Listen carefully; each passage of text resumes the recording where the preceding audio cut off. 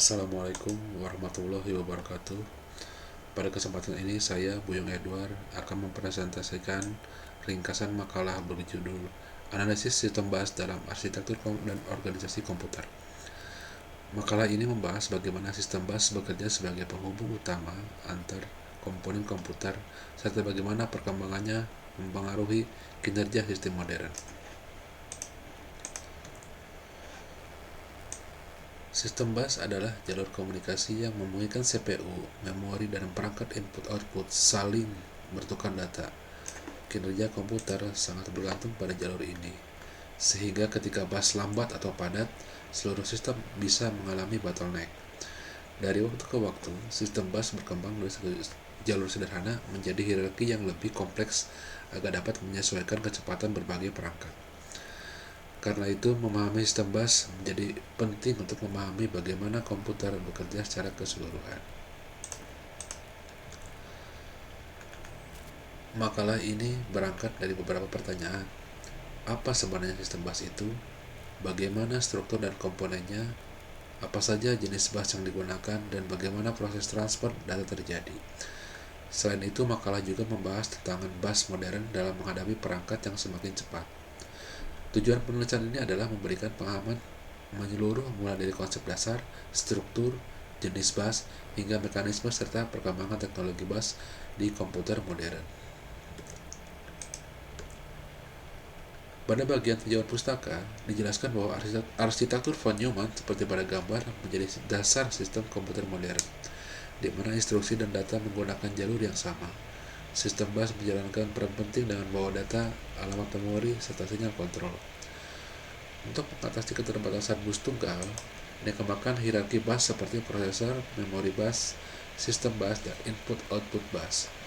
Standar bus modern seperti PCI Express dan USB memperkuat kompatibilitas perangkat sekaligus meningkatkan kecepatan transfer.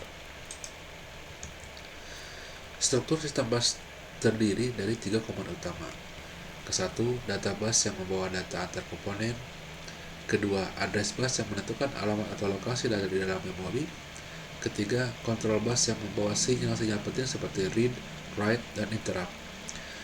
Jenis bus pun beragam, mulai dari prosesor memori bus yang sangat cepat hingga input-output bus dan expansion bus yang digunakan untuk perangkat tambahan seperti GPU atau SSD.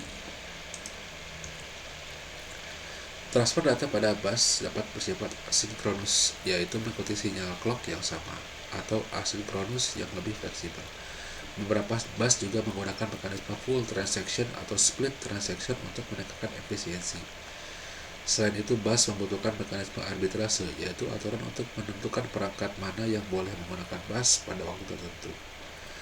Arbitrase dapat dilakukan secara terpusat ataupun terdistribusi tergantung pada desain sistem. Meski semakin cepat, sistem bus tetap menghadapi tantangan. Salah satunya adalah memory wall.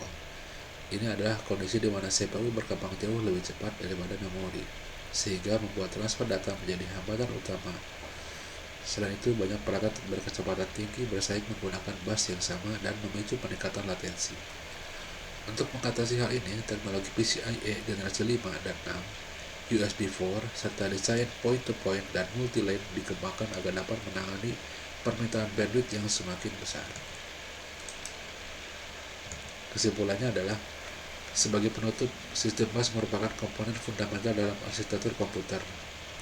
Struktur bus yang terdiri dari data, alamat, dan kontrol menjadi dasar komunikasi antar komponen. Jenis bus serta mekanisme transfer sangat mempengaruhi performa sistem.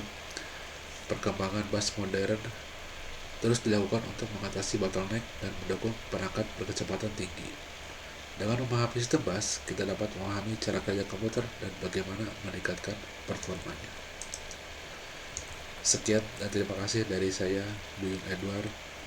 Assalamualaikum warahmatullahi wabarakatuh.